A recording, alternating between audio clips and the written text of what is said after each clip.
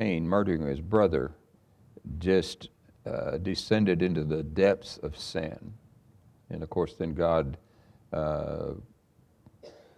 you might say, he killed the world, destroyed the world as a result of that through the flood. And then a few chapters later, we're introduced to the Tower of Babel, and it is there that the division of nations began, when God disrupted, confused the languages, and the people scattered. And that was God's will, and that is in fact when the beginning of nations began. Now, how God did all of that, I don't know. We don't know. God doesn't tell us. But what he does tell us is that each event in his history, and God's story as I call it, leads to the others. Adam and Eve leads us to Noah, and Noah leads us to Abraham, and Abraham leads us to Isaac, and to Jacob, and to Joseph, and to Moses, and to Joshua. And then we move from there to Judges, and in Judges we see that the peoples once again had descended into a circumstance that, well, I'll call you if I need you, Lord, but I'm going to do my thing. The Bible says that they did that which was right in their own eyes, meaning that they lived in sin because they thought it was okay. So that leads us into the book of Ruth, and Ruth continues to tell us God's story. God builds a nation, builds his nation, I should say, of Israel, to receive his promise, to receive what the Bible describes as the covenant, which the covenant is a promise. That's what it means, the promise. And this book shows that even in the Old Testament area, the family group was not limited only to persons of one ethnic group, because Ruth was from Moab. And Moab, of course, came from the nation of the twins, and the circumstances that surrounded them. One followed God and the other didn't. And when we get here, we see that Ruth chose God, chose to follow Naomi, chose to come into the nation of Israel as it was at that time. And many generations before Shakespeare came up with the story, and I've often wondered, and I've even tried to research it to see if that was the case. Some pastor I heard preach one time that he had read that Shakespeare got the idea of Romeo and Juliet from Boaz and Ruth. He could have, I don't know. I couldn't find any confirmation in history of it, but I think, anyway, I'm a romantic at heart. I love my wife with all my heart. And we love each other, I think, and she'll agree with me more today than we did when we stood and gave our vows to each other. And I can understand this story here because of that. I believe a little bit more in depth. And the love story is about King David, if you stop and think about it. And again, this touches me personally because I was thrilled to live to see grandchildren born, and then to see grandchildren grow up and become adults and marry and have their own children, and now have 8 great-grandchildren. Do we have 8 yet, or 7 and 1 on the way? What's Helen's going to be, number 9? So it'll be 9. So we'll have 9 here when Helen has her baby. I think of this, and when I look at this, King David's great-grandparents, if I can say this correctly, the youngest son of their grandson Jesse. In other words, Jesse, David's dad, was Ruth and Boaz's son. That makes sense? So you're not that far from removed from the love story of Boaz and Ruth when you get to King David. And if you open the book of Matthew and you read all the generations there, as Matthew unfolds them to us, we see that it leads us to King David, who leads us to the Messiah, Jesus Christ. And when we look at the Messiah, Jesus Christ, we see then how Ruth connects Genesis, Exodus, Leviticus, Numbers, Deuteronomy, and Joshua and Judges to the rest of the Old Testament as we move into it. So the book then of Judges, if you back up and look at that, it covers actually this period that we're looking at right here. Boaz said in Ruth 2:12, he says, under whose wings thou art come to trust.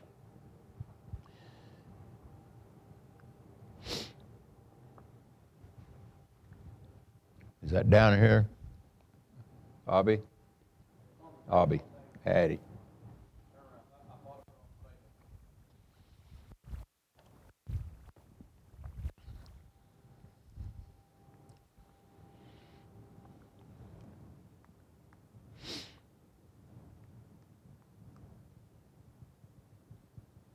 I forgot which button to even push. Okay, no, it was on, laying on there. It was never turned off.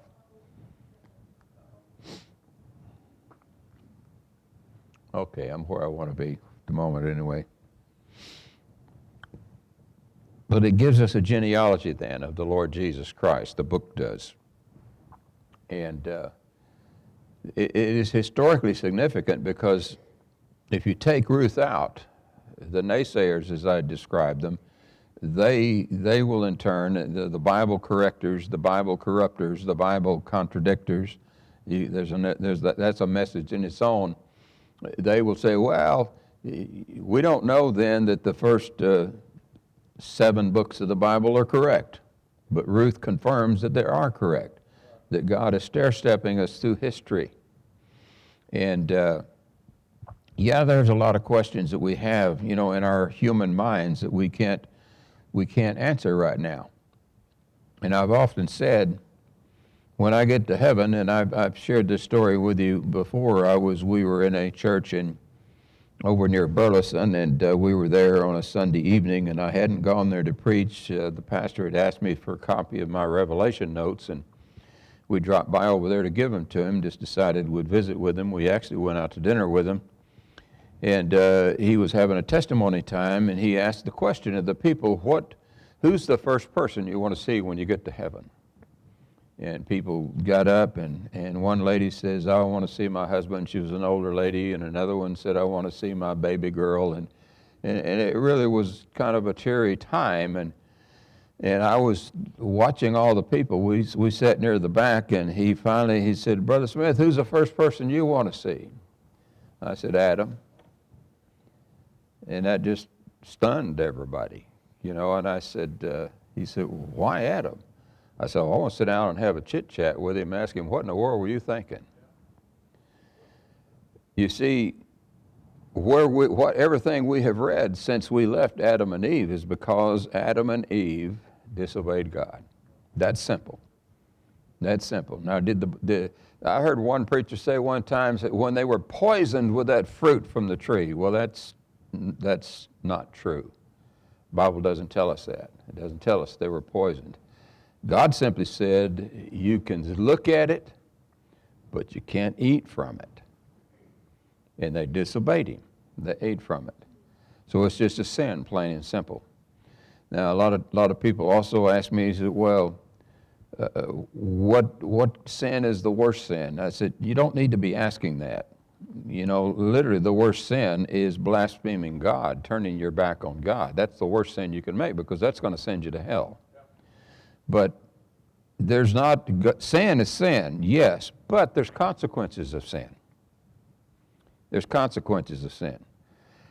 When I lose my temper, I was telling Joe, we had a 55 Mercury back in the days when you had metal dashboards. You remember them days, Randy? When you had metal dashboards?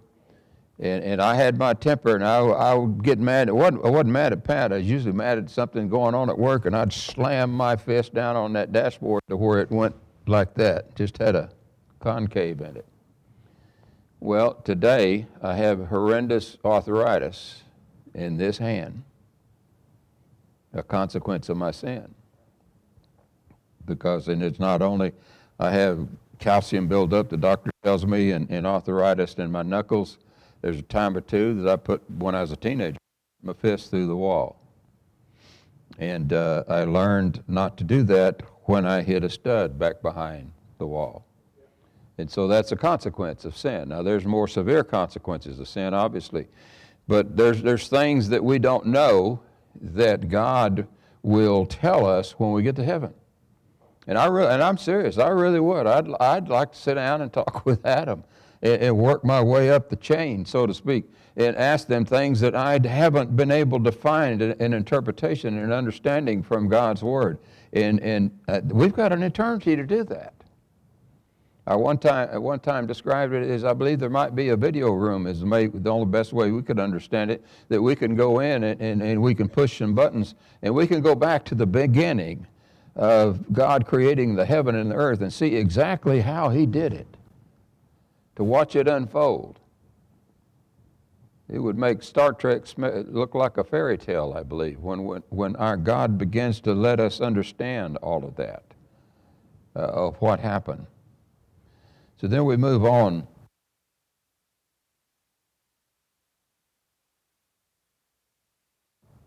I guess I did push the wrong button.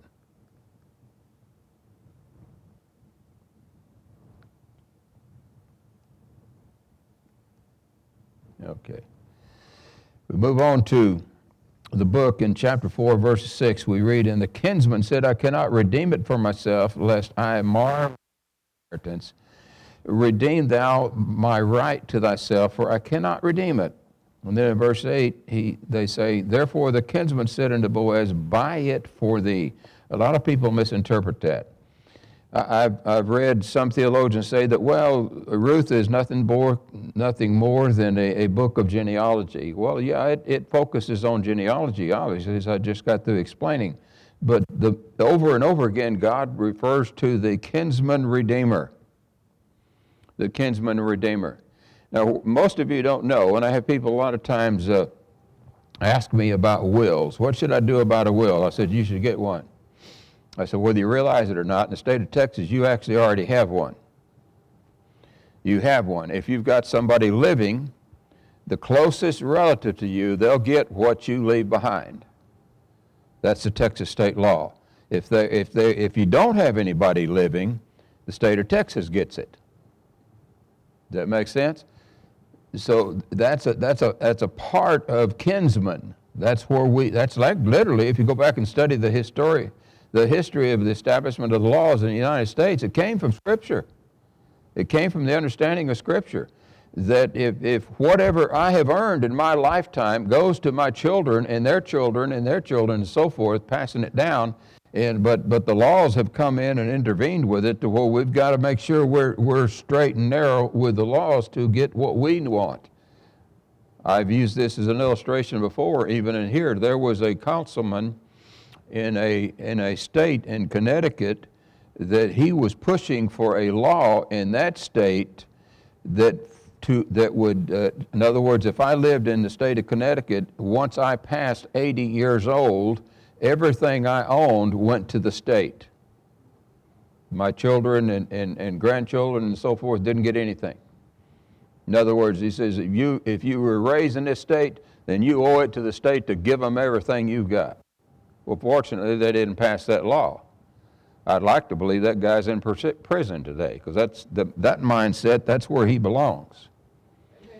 But anyway, then there's the writer. The writer is unknown. The book itself doesn't leave us any trace of who the writer might be. My own personal opinion is I think it's Samuel.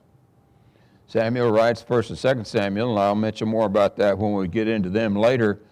But it's just logical. Then there are those theologians that say that, well, the nuances are different and the style of writing is different. Yeah, but come on now. God dictated to the writers what he wanted them to write, to include the style of writing, to include the pronunciation of writing, to include the words they wanted him to use. He wanted them to use, even the nuances. Now he let, as I've mentioned also, where it was important, he allowed their own personality, if I can say it that way, to come through, like as the Apostle Paul.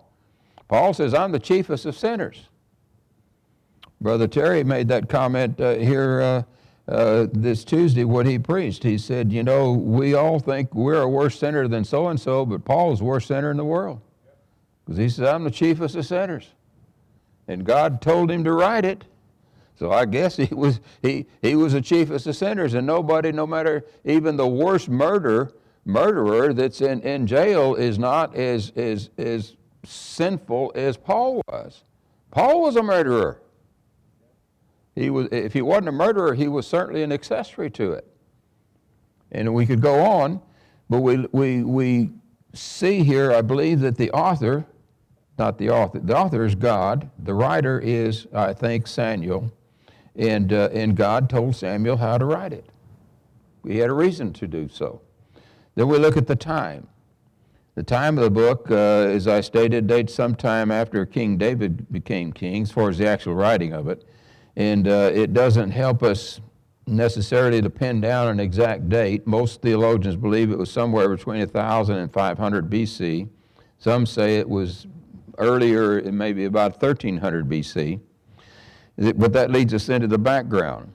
And a lot of people call Ruth a short story, and I caution all the time about using the term story, because story can imply fictitious.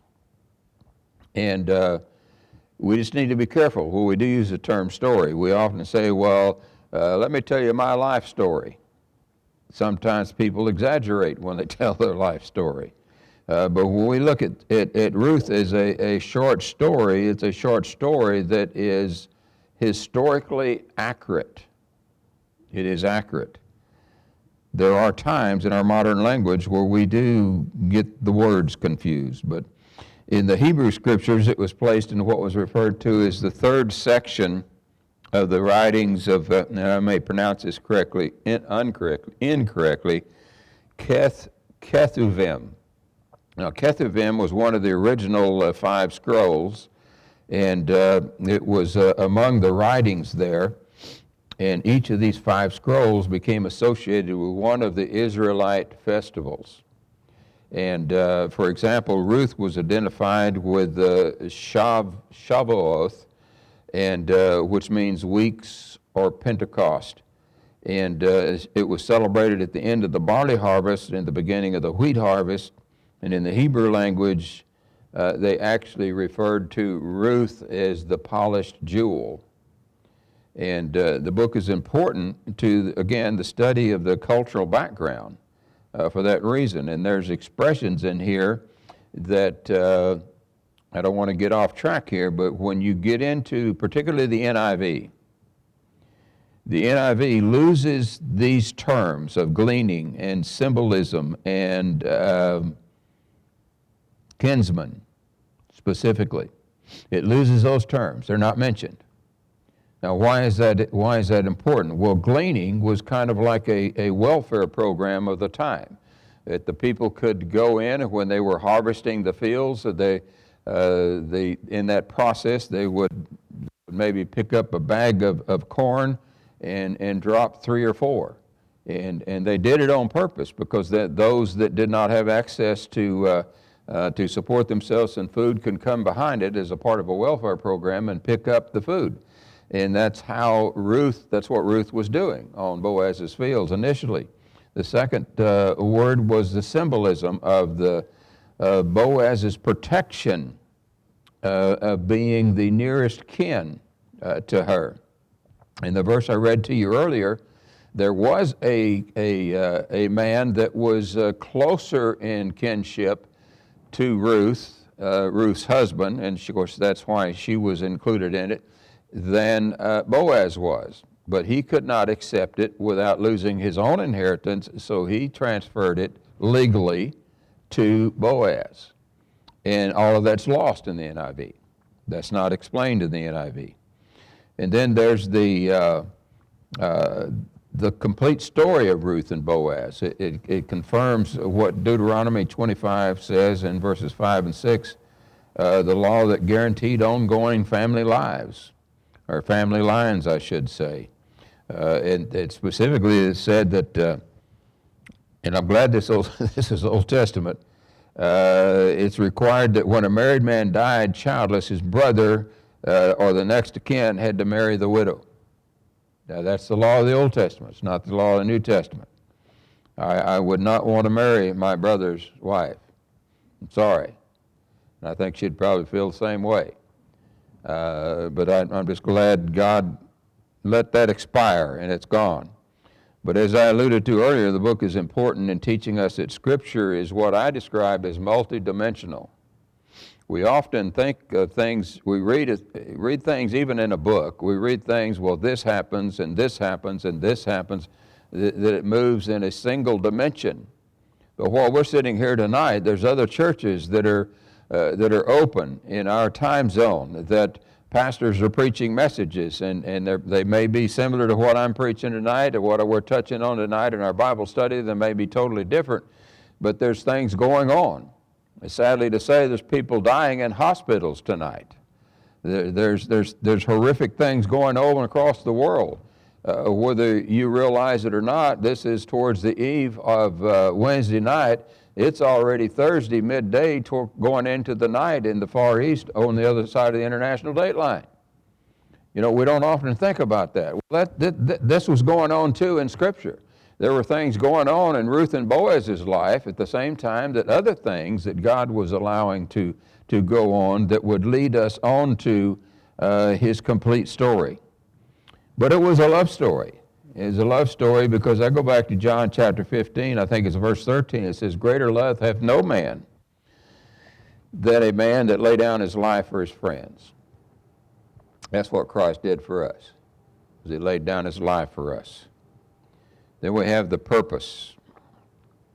I've already mentioned the primary purpose of Ruth is the doctrine of redemption, is the way it's been described, and possible only through a kinsman redeemer as pictured by Ruth and Boaz.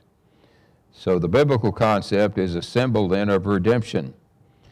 God could not redeem apart from a mediator. In order for God to pay for the sin that had developed in the world through Adam and Eve sinning, you see, God knew what was going to happen. That single event, if I can even describe it that way, that single event of Adam and Eve disobeying God and eating from the tree, God knew where it was going to lead. He knew, even right now, thousands of years later, the sin that would be going on in America. And I mentioned Tuesday night that when you start taking the Ten Commandments off of the walls, we've got the Ten Commandments up there. When you take it down, eventually somebody's going to put something up in its place.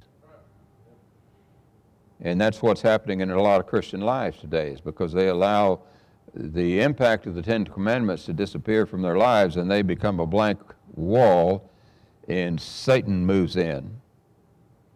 If Satan's not, and I say this all the time in churches that we're in, if Satan is not fighting you, you're not living for God. It's that simple. If he is fighting you, and if you're like me, I fuss all the time. I say, Lord, get him off my back. It reminds me, pray. So I pray. And he leaves me alone for a little bit, and then he comes back. And I'm sure looking at your faces out there and your expressions that he does the same thing to you. That means you're on God's path. Because he's going to fight you, Satan's going to fight you, if you try to serve God. And I say it over and over and over again. He doesn't give a rip whether you believe he's real or not. All he wants you to do is not follow God. But he is real. And I've heard people say, and I even had elderly people ask me, I just never understand why God just didn't strike down Satan. Because if he struck down Satan, you have no idea what this world would turn to, even beyond what it is now. And God's not done yet, and there's a reason why. We'll understand when we all get to heaven one day what we're waiting on. I think we're waiting on that last person to be saved. That's my personal belief. It could be somebody that's going to be brought into here in our church. It could be somebody that we're going to put a track on their door when we go out once a month. We don't know. It may be somebody that we might run into in a restaurant. We don't know. We don't know. I had some supplies delivered for our pool this last week, and it's a long story, but the trucker called me from the road. I told him, I said, send it in a bobtail because he's going to have to come down about 700 feet, and then we'll get it off and get it in my garage. No, they sent an 18-wheeler, and of course he has to park out and block the road off and all that sort of stuff, and he calls me, and he's very apologetic when he realizes what's happened, and he says, do you have a truck? I said, yeah. I said, if you bring your truck down here so we can get it off of my truck onto your truck. And I thought, well, good luck with that. But anyway, I told him, I said, well, give me a little time. I said, I got my back of my truck is loaded down with Bibles. And I explained I was a missionary and so forth. And he said, good, well, can you bring me a Bible? So I brought him a Bible. I gave him a Bible, and I got a chance to witnessing to him. He's saved, but he held that Bible like this. Now, I was tuckered out when I got through unloading 300 pounds worth of stuff, but it was worth it. Because I don't know how God's going to use that Bible in his life. I don't know what God's going to do with it. But we sometimes don't realize that God has us on this path, and he has us headed in that direction for a particular reason. What does that have to do with Ruth? Because God put Ruth there to lead us through the New Testament, into the New Testament. And when you stop and think about it, you know, we go from the stable to the life of Christ, from the life of Christ to the death of Christ, to the crucifixion of Christ, to the death of Christ, to the resurrection of Christ, and to the time period that Christ was on earth, and now he's in heaven. And it's only been a couple of days since he got to heaven, counting on what Scripture says there. And he's going to return, and then we're going to have 1,000 years of millennial here on the earth, and after that, then eternity's going to start. So let's get back together again next time and look into second line is the of Boaz to the threshing floor of chapter 3. And the heart and home of Boaz in chapter 4. I guess since Eddie turned me off that I'm done. Father, thank you. We love you. Pray that you'll continue to work in our lives, continue to lead in our lives, and we especially